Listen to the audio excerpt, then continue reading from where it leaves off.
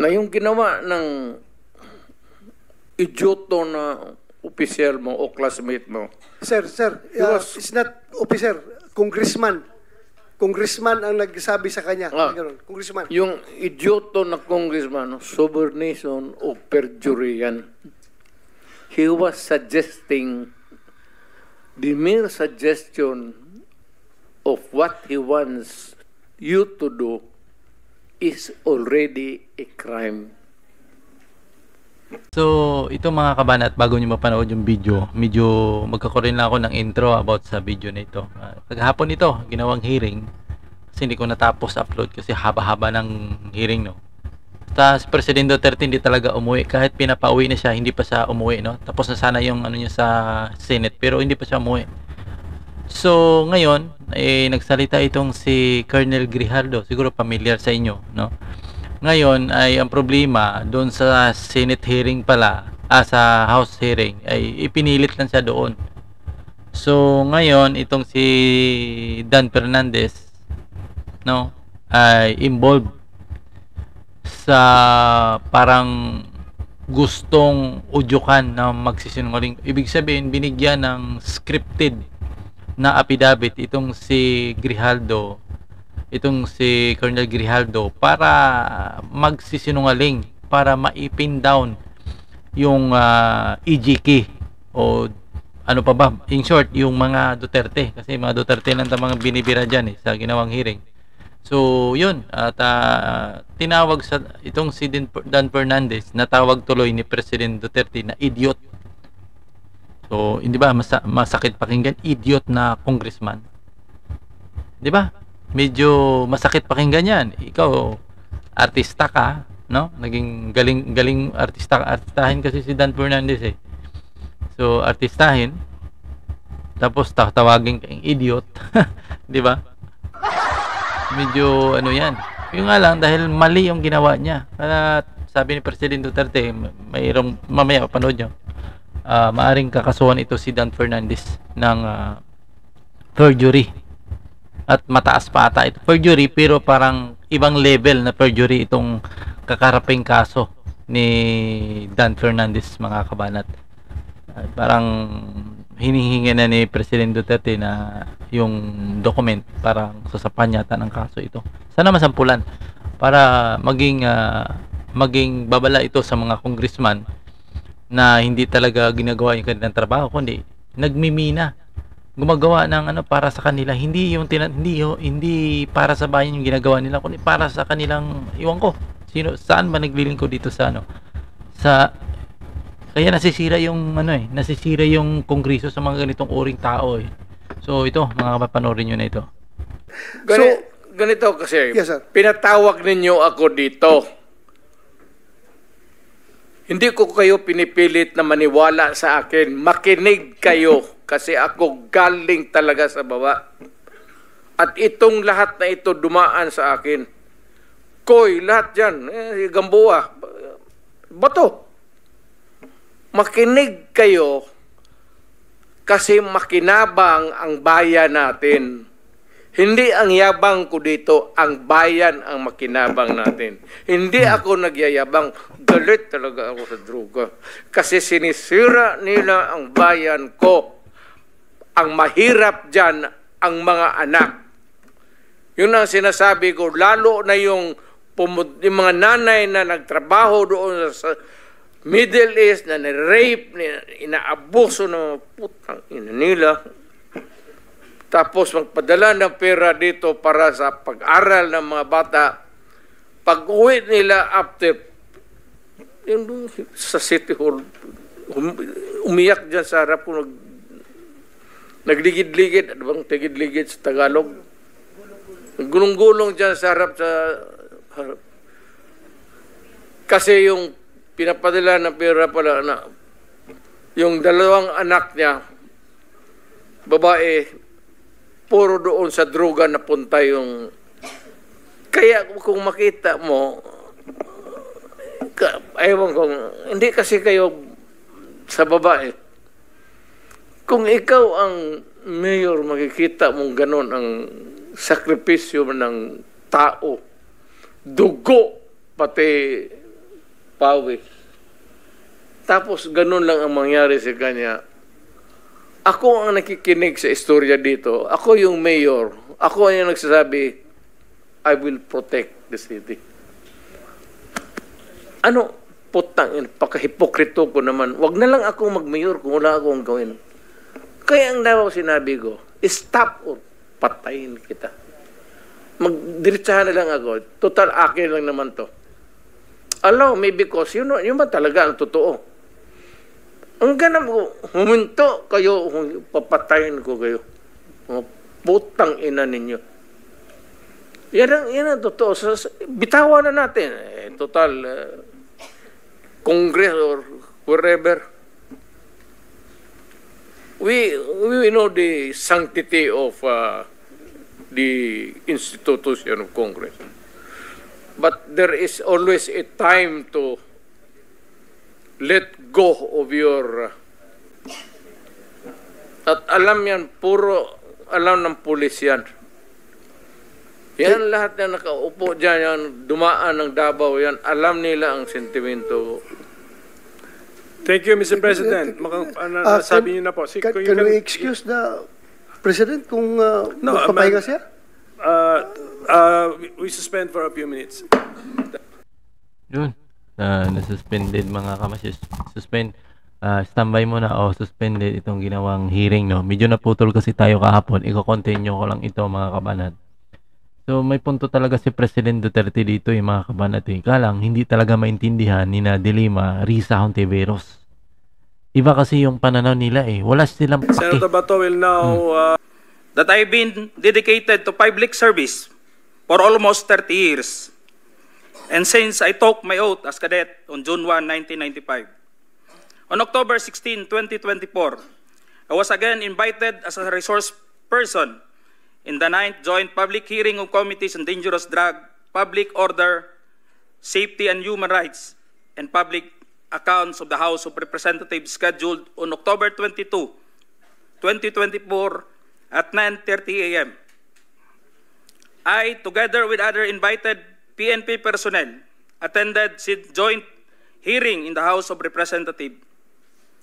After I answered questions related to extrajudicial killings and the reward system, I was approached by a security personnel while I was seated in one of the witnesses during the hearing. The said person told me that I was summoned by Congressman Dan Fernandez. I went out of the room with the security personnel. When we were outside, he told me to go to the left corridor and proceed straight to the end room. While walking, I saw other witnesses who were standing in the corridor, including my classmate, Major Portalesa and Captain Anoba, who was wearing a PNP uniform, and the latter acknowledged me by saluting. When I entered the room, I saw 2 lawyers of Police Colonel Garma standing inside the room. One of the lawyers approached me and then asked me what we are going to talk about. I said I do not know. After a while, Kong Dan Fernandez entered the room and he asked me to sit beside him on his right side. And then Kong Abante entered the room, sat far end of the chair on the right. One of the lawyers of Police Karma stood near at my back. Kong Dan Fernandez put the paper he was holding on the table and told me, ito ang sasabihin mong statement na ito, while pointing on the paragraph on the paper. Ito ang supplemental affidavit ni Colonel Garma. Sabihin mo, alam mo ang reward system. I-confirm mo lang. Nako. Kong Grabe. Dan told me to read the said affidavit. However, I asked the copy of affidavit he was showing to me to read it. He did not give it to me. The lawyer of Police Colonel Garma said ikaw lang ang pwedeng magsabi niyan, sabi ni Colonel Garma. I was puzzled and I asked myself, why me? I respectfully told him that I cannot confirm. They are saying, as I have not read the affidavit. We went silent for a while. And then Kong Dan Fernandez said, while holding the affidavit, saan ka pwede? No. Dito, noong 1999, about DDS, alam mo to, pulis ka na sa Davao nito. I politely told him that I was not still with the PNP because I was working with the Bureau of Jail Management and Penology in 1999 that time. After some time, Kong Abante asked me how many years do still I have with the PNP. I answered, I still have 4 years before my retirement. Then he made a remark, pwede ka pang maging general. I humbly responded to him, masaya na ako sa ranggo ko, sir. Pagkatapos nito, sir, uuwi na lang ako. At magtatanim na lang ako ng kamote sa amin. The cordial conversation between us continued. And I felt that they wanted me to convince me to do what they wanted me to do. Then Kong Abante asked me where I serve as a chief of police. To which I answered, Mandaluyong City Police Station. Kong Abante then persuaded me by saying, ikaw naman, Colonel, ganito na lang. Alangan namang walang insidente o pangyayari sa panahon na yon. I answered, and I served as a COP in Mandaluyong during the COVID-19 pandemic, and there were less crime committed. And we did not receive any reward from anyone. I added that we only received funds, additional MOA or support fund from the Peace and Order Fund of the LGU. I then respectfully told Kong Dan Fernandez that anybody can debunk my statement if I confirm the testimony of Colonel Garma about the DDS in 1999, since I was not a member of PNP at the time. And I have no personal knowledge as to the reward system. Additionally, I said, the work of the policeman are noble and requires great sacrifice, even without the reward or award. It is our moral obligation and a call of duty to serve our country and people. Then Kong Dan asked me, si Colonel Garma, anong masabi mo sa kanya sa Barayuga? I politely told him I cannot comment on the case. When I respectfully answered him, Sir, mahirap yan. Kasama kami sa nag-iimbestiga. At hindi ko alam kung anong kinalaman niya at may investigasyon din sa amin, baka ma-incriminate ako, sir. After the discussion, they did not give me a copy of the second affidavit of Police Colonel Garma. I felt that I disappointed them. Kong Dan Fernandez and Kong Abante left the room, while I and the two lawyers of Police Colonel Garma stayed in the room for a while. I presume that they are about to present the second affidavit of Police Colonel Garma. I asked the two lawyers of Police Colonel Garma why they have chosen me. They did not answer me and just stared at me. And that I went back to the hearing room.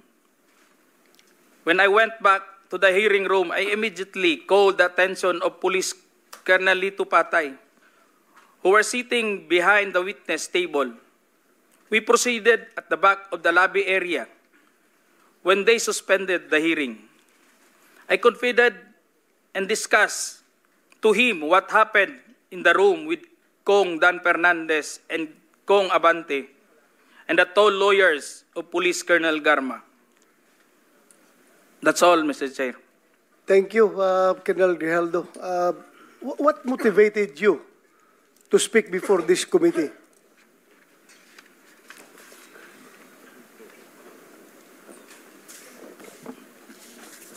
The time, Your Honor, I was insulted and it is very offensive.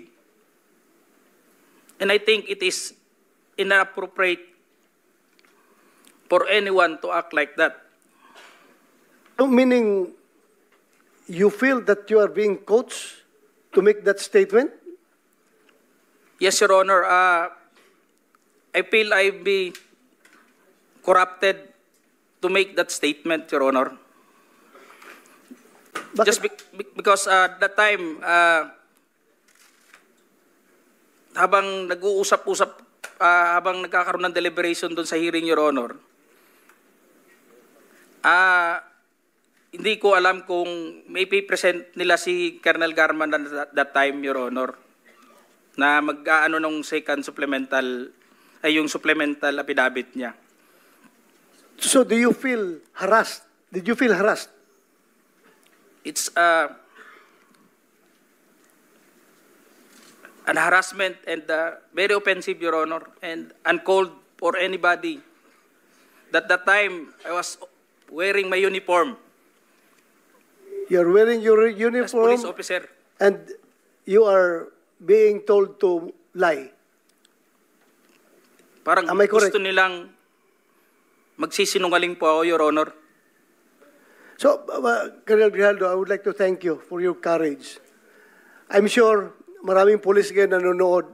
And if you have observed, mabuti na nagsalita ka. Dahil if you have observed, the way they are treating policemen in the Quadcom, it's very hard. I feel them. I feel them. Because naging police din ako. Kapag sasabihan ka lang, answer yes or no. You can only answer yes or no. You're not allowed to explain yourself. So, para bang you are being deprived. You are being deprived of your right to explain yourself. Kaya lalong-lalo na kapag ikaw itinuturuan na itong sasabihin mo, itong paragraph sasabihin mo, o dito, pwede ka ba dito?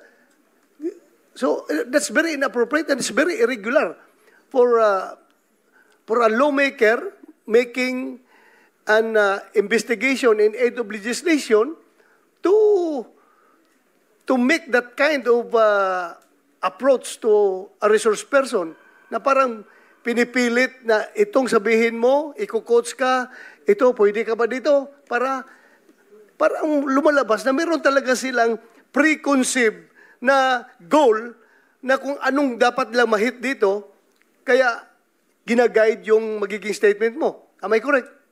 Yes, Your Honor. So ngayon, Mr. Chairman, kung nakikinig yun ang Philippine National Police, lalong-lalo na yung liderato ng Philippine National Police, I don't know what's his reaction with the statement of Grijaldo, because Colonel Grijaldo is just, I congratulate him for being so courageous enough to speak up for the truth in behalf of all the policemen na parang winawalang hiya sa mga tao na dapat hindi magwalang hiya sa inyo. Ay, kung nakikinig yun ang CPNP, I hope this is your person, this is your man. Dapat dipinsahan ninyo ito. Huwag ninyo itong ilagay sa litsunan. Huwag nyo ilitson itong tao na ito. Because he's standing for the PNP.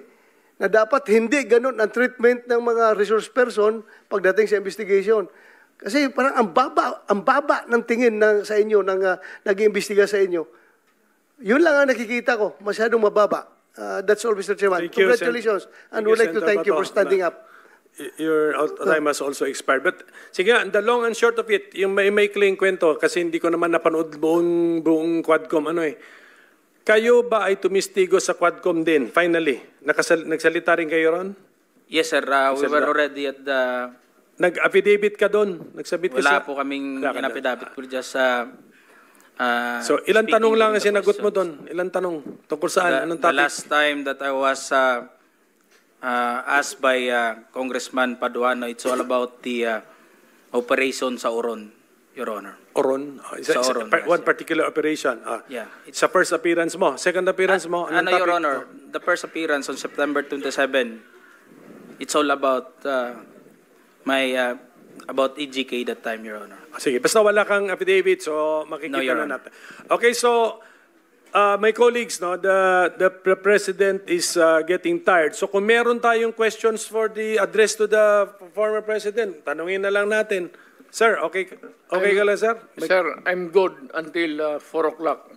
Yeah, I know. 5 na, sir. 5 na. Totoo, sir. 4 a.m. 4 a.m. He's referring to 4 Hindi a.m. ako nagpapatawa. Yes, I know that, Mr. President. Mr. Chairman, Okay, so- just to clarify, and I hope I didn't miss anything.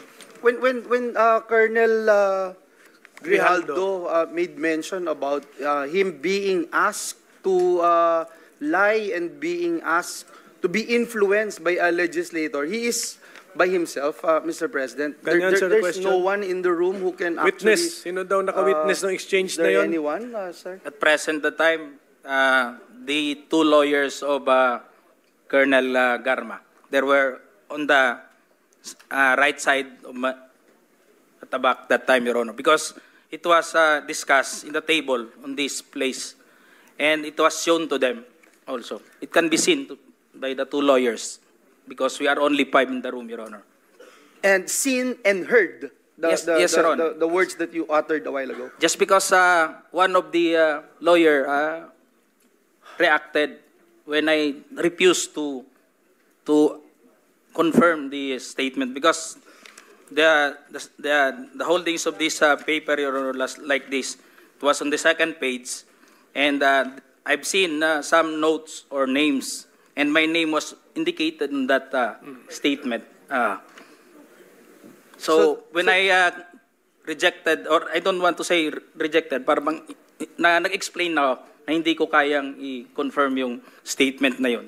And what was the sabi niya, reaction again? The reaction of the lawyer said, Hindi na rin sila umimik, Your Honor. Kasi yun lang naman gusto nila na mag-collaborate do sa statement ng affidavit ni Colonel Garma. thank you, Mr. Okay, Chair. so can we now entertain questions directed to the former President?